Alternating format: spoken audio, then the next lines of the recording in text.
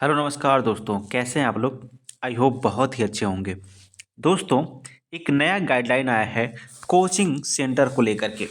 यानी केंद्रीय शिक्षा मंत्रालय ने एक नई गाइडलाइन जारी की है जो रिलेटेड है कोचिंग संस्थाओं से और उसमें पढ़ने वाले बच्चों से। यानी अब जो है, जो कोई भी कोचिंग संस्था है वह क्या करेगा, जो केंद्र सरकार की नई गाइडलाइन है वह उसको ध्यान में रख करके अपनी कोचिंग संस्था को आगे बढ़ा सकता है। नहीं तो उस पे पेनाल्टी लग सकते हैं, या उसको आप कह सकते हैं कि इस नियम के खिलाफ जाने पर उसके खिलाफ कार्रवाई की जा सकती है। अब बात करते हैं इसमें क्या क्या है, कोचिंग केंद्र के नियम क्यों खास। अब देखिए इसमें क्या है, दाखिले से फीस तक में क्या क्या बदलेगा, इसमें इस नियम में सब कुछ बताया गया है। क्योंकि सरकार कई चीज़ों पर आ, शिकंजा कसने की सोच रही है। सबसे पहली बात कि सरकार जो है, जो इतनी ज़्यादा कोचिंग संस्थाएं खुल गई हैं उसको अब कम करना चाहती हैं। अब क्या क्या गाइडलाइन है आगे हम लोग पढ़ेंगे और देखेंगे कि सबसे पहली बात यहाँ पर समझिए, सरकार ने कदम क्यों उठाया है। इसमें बताया गया है कि सरकार को आखिर इस तरह का कदम उठाने की जो ज़रूरत है क्यों पड़ गई। सबसे पहली बात समझिए कि इसमें कहा गया है कि अच्छा, इसमें ऐसी नहीं है कि सरकार जो है अभी एक 3-4 महीने की बात है या 1 महीने की बात है, इतने में अचानक फैसला ली नहीं। इसमें क्या बताया गया है, इसमें बताया गया है कि ये जो मुद्दे हैं ना, ये सरकार के सामने बहुत पहले से आ रहे हैं। सबसे पहले देखिए, कहा जा रहा है कि ये मुद्दे संसद में बहस, चर्चा और सवालों के जरिए उठाया गया। यानी इस मुद्दे पर संसद में भी बात हो चुकी है।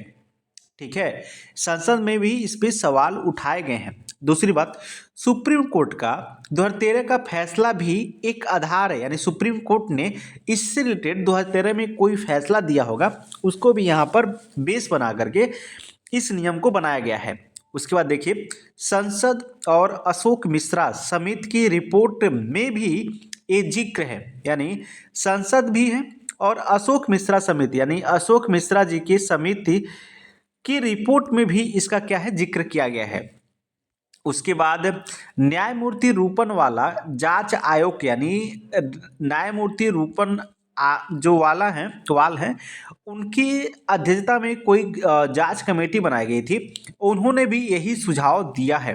उसके बाद ANEP 2020 में कोचिंग संस्कृति में सुधार का सुझाव दिया गया है। अब बात करते हैं क्या क्या इसमें देखने को मिलेंगे आपको। केंद्रीय शिक्षा मंत्रालय ने देश में कोचिंग प्रणाली को लेकर बड़ा फैसला लिया। मंत्रालय ने कोचिंग संस्थाओं के विस्तृत दिशा निर्देश जारी किए हैं। अच्छा, इस दिशा निर्देश में जब से जो अहम बात कही जा रही है दोस्तों, ये है कि 16 साल से कम उम्र के बच्चों को कोचिंग संस्था जो है वो प्रवेश नहीं दे सकती। यानी किसी भी कोचिंग सेंटर में 16 वर्ष के कम उम्र के बच्चों का प्रवेश नहीं हो सकता। यानी ऐसा अगर कोई कोचिंग संस्थान उसका नामांकन करता है तो उसको दोषी ठहराया जाएगा। संस्थान द्वारा भ्रामक वादे नहीं किए जा सकते। जैसे आपने देखा होगा कि जो संस्थान, कोई भी संस्थान कोचिंग संस्थान होता है, उसमें क्या होता है कि आपको भ्रामक वादे किए जाते हैं। यानी आपको रिझाया जाता है कि आप हमारे कोचिंग संस्था को ज्वाइन करिए, हम आपके रिजल्ट को 100% क्लियर करेंगे, ना 100% रिजल्ट देने का गारंटी देंगे, है ना। यानी आप ऐसे कहा जाता है कि आप मेरे कोचिंग को ज्वाइन करिए और आपका 100% सिलेक्शन पक्का है। तो कुछ मतलब इस तरह से आपको कोचिंग संस्थाओं में देखने को मिलते हैं। कोचिंग संस्थाएं जो है, ठीक है, कभी भी भ्रामक वादे नहीं कर सकते। यानी कोई भी वादा नहीं कर सकता कि ना ही कोई सिलेक्शन का वादा कर सकता है, ना ही अच्छे अंक दिलाने का वादा कर सकता है, अच्छा रैंक दिलाने का वादा कर सकता है। नहीं, ऐसे कोई भी वादे आप अगर करते हैं तो आपको दोषी ठहरा जाएगा। आप देखिए, अब देखिए शहर में आप देखे होंगे कि बड़े बड़े होर्डिंग लगे होते हैं। इस होर्डिंग में लिखा होता है 100% सिलेक्शन की गारंटी। तो अब क्या होंगे, उन होर्डिंग को उतारा जाएगा। और उतारेगा कौन? खुद कोचिंग संस्था वाले उतारेंगे। क्यों? क्योंकि ये एक तरह का भ्रामक प्रचार है, और जब केंद्र सरकार की गाइडलाइन आई है तो उनको उतारना पड़ेगा, नहीं तो आपको पता ही है। अब देखिए, रियल में अगर ये रियलिटी है भाई कि आप 100% सिलेक्शन की वादा कैसे कर सकते हैं भाई? अगर आप 20,000 बच्चों को पढ़ा रहे हैं और सीट आ रही है 500, तो बताइए 20,000 बच्चे कैसे आ जाएंगे इस 500 सीट में? तो ये सही बात है, एक गलत। अब हम एक कोचिंग संस्था की बात कर रहे हैं, आपको पता है इसमें कोचिंग संस्था का क्या हाल है। लाखों लाखों में बच्चे पढ़ रहे हैं, लेकिन सीट की क्या बात है, 500, 1500, 1000 इस तरह से सीटें आनी हैं, तो कैसे सबका सिलेक्शन होगा? ये तो दिक्कत है। अब आगे बढ़ते हैं। फैसले में सरकार को मिली उन शिकायतों के बाद आया है जिसमें, अच्छा देखिए, सरकार जो है, सरकार के पास शिकायत गई, ठीक है।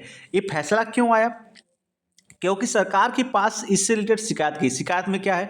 जिसमें छात्रों की आत्महत्या के बढ़ते मामले, बहुत ही गंभीरता समझिएगा कि जो छात्र है ना, उनकी आत्महत्या के जो मामले बढ़ते जा रहे हैं दिन पर दिन। देखिए, सबसे पहली बात, अभी आपने देखा होगा कि कोटा में कोई छात्र है, अपने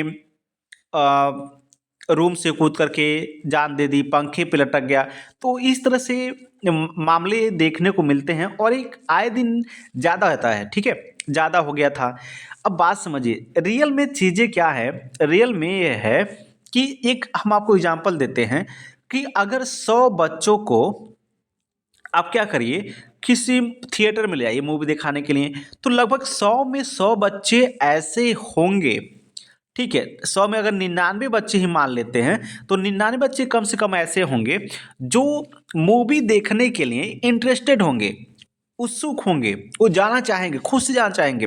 लेकिन अगर हम यहाँ पर 100 बच्चों को पढ़ने भेज रहे हैं, तो इसमें मान के चलिए 50% से बच्चे जो हैं, यह है प्रेशर में जाते हैं पढ़ने। यही दिक्कत हो जाती है, और जब इनका रिजल्ट नहीं होता है तो वही स्थिति आती है, या तो सुसाइड करते हैं और या तो डिप्रेशन के शिकार होते हैं। तो इसी सब को देखते हुए सरकार ने क्या किया है, ये बड़ा कदम उठाया है, ऐसा सरकार का कहना है, ठीक है। आगे बढ़ते हैं। अब हम बात करते हैं, यहां पर देखिए कहा गया, अगर इसकी कोई अवहेलना करता है तो कार्रवाई भी होगी। अब क्या कार्रवाई होगी आगे डिस्कस किया जाएगा। अब देखिए ध्यान से, एक चीज और समझिए। अब ये बात आती है कि आप किसको कोचिंग संस्थान कहेंगे, तो सरकार ने इसको खुद डिफाइन किया है, और सरकार ने कहा कि अगर कोई भी कोचिंग सेंटर कब कहा जाएगा, कोई भी संस्था, जब उसमें 50 से अधिक बच्चे एक साथ क्या हो, पढ़ रहे हों। यानी 50 से अधिक बच्चे अगर पढ़ रहे हैं तो उसको हम लोग कोचिंग सेंटर कहेंगे।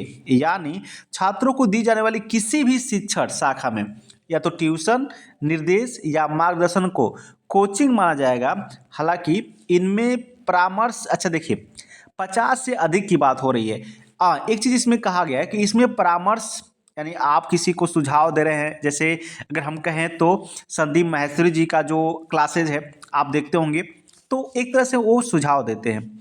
दूसरा देखिए, खेल, अगर खेल की बात करें तो खेल में आप 100 से अधिक बच्चों को सिखा सकते हैं, मतलब उसमें कोई इस रूल से वो क्या है, बाहर है। नृत्य का हो गया, थिएटर हो गया, और अन्य रचनात्मक गतिविधियां हो गई। अब इनमें क्या है, इनमें है खेल में बच्चे अधिक रुचि लेते हैं, नृत्य में भी रुचि लेते हैं, इसमें कोई मेंटली प्रेशर नहीं है ना, इसमें क्या है, कोई मेंटली प्रेशर नहीं है, इसलिए इसको क्या कर दिया गया है, हटा दिया गया है। ओके, अब देखिए आगे हम बढ़ते हैं। तो याद रखिएगा, जिसमें 50 से अधिक बच्चे हुए वह क्या कहलाएगा, कोचिंग संस्थान कहेगा, ठीक है। और उन पे ही ये रूल क्या होगा, लागू होगा। अच्छा देखिए, यहाँ पर 50 से अधिक छात्रों के लिए, या तो स्कूल के छात्र हों, कॉलेज के छात्र हो, या विश्वविद्यालय स्तर पर किसी भी अध्ययन कार्यक्रम या प्रतियोगी परीक्षाओं का छात्र हो, शैक्षणिक सहायता के लिए कोचिंग प्रदान करने के लिए होने चाहिए। अगर मतलब ये जो 50 हम करें ना, मतलब शैक्षणिक सहायता के लिए, मतलब जो शिक्षा के सहायता के लिए कोचिंग प्रदान कर रहा है, हम उनकी बात कर रहे हैं। आगे बढ़ते हैं। सरकार ने कहा कि किसी निर्धारित नीति या विनियमों के अभाव में देश में अनियमित निजी कोचिंग केंद्रों की संख्या बढ़ती जा रही है। अब देखिए, कहा जा रहा है, सरकार ने कहा कि भाई कोचिंग को लेकर के हमारे देश में कोई नियम नहीं है। इसका एक चीज हो रहा है कि जो हमारे देश में अनियमित निजी कोचिंग केंद्रों की संख्या बढ़ती जा रही है, यानी कोचिंग केंद्रों की संख्या क्या हो रही है, बढ़ती जा रही है। क्यों? क्योंकि भाई कोई नियम नहीं है, ना ही कोई रूल रेगुलेशन है, जिससे चलते मतलब कोई भी अगर कहीं भी एक कमरे में कोचिंग खोल दे रहा है तो चल रहा है। तो इस तरह से यानी कोई भी नियम नहीं है, ऐसा सरकार का कहना है। इस वजह से अच्छा, और आगे देखिए, ऐसे केंद्रों द्वारा छात्रों से अत्यधिक फीस ही वसूलने, यानी छात्रों पर अनुचित तनाव के चलते छात्रों द्वारा आत्महत्या करने, आग और अन्य दुर्घटनाओं के कारण। देखिए, पहली बात क्या कि जो ये जो कोचिंग सेंटर है ना, छात्रों से क्या कर रहे हैं भाई, अधिक फीस वसूल रहे हैं, छात्रों पर अनुचित तनाव के चलते, यानी जिससे क्या हो रहा है भाई, छात्रों पे क्या हो रहा है, अनुचित तनाव हो रहा है। भाई साहब बात समझिए, जहाँ क्या हो रहा है ना कि अगर मान लीजिए 100 बच्चे पढ़ रहे हैं, तो जाहिर सी बात है भाई 100 बच्चे तो एक जैसे पढ़ने वाले होंगे नहीं। तो कहीं ना कहीं एक होता है भाई, अगर कहीं अब हम टेस्ट लेते हैं, क्लास में टेस्ट होता है ना, तो अगर किसी बच्चे ने बहुत खराब प्रदर्शन किया तो क्या होता है, वो तनाव का शिकार हो जाता है, और पहले से ही ये इतना तनावपूर्ण हो जाता है ताकि ये सोचने लगता है कि भाई हमसे नहीं हो पाएगा, और इसी के चलते उसका जो मानसिक स्थिति है वो क्या हो रहा है, खराब हो जा रहा है।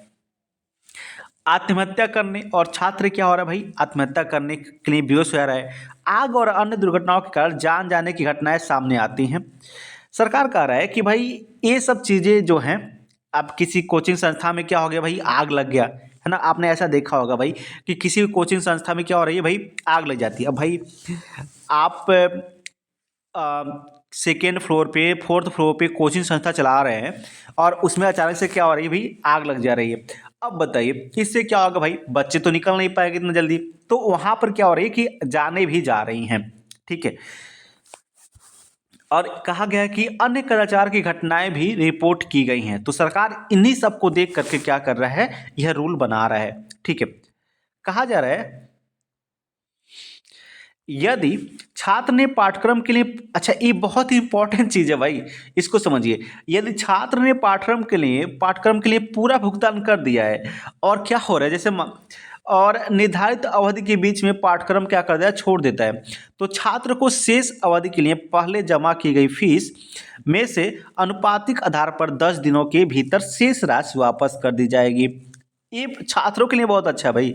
जैसे मान लीजिए आपने 30 दिन पढ़ने के लिए 30 रुपया दिया, अब आप 10 दिन पढ़ने आए, और फिर आप क्या कर दिए भाई, आपका पढ़ने का मन नहीं किया, तो आपने क्या कर दिया, क्लास छोड़ दिया, यानी आपका 20 रुपया भी बचा हुआ है।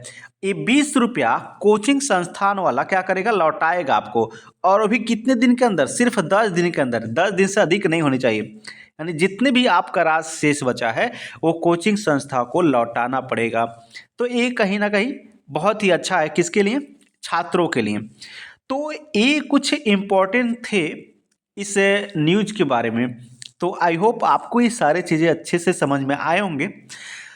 ठीक है, तो आज के लिए बस इतना ही इस वीडियो में। जल्द मिलेंगे अपने अगले नेक्स्ट वीडियो में, तब तक के लिए जय हिंद जय भारत।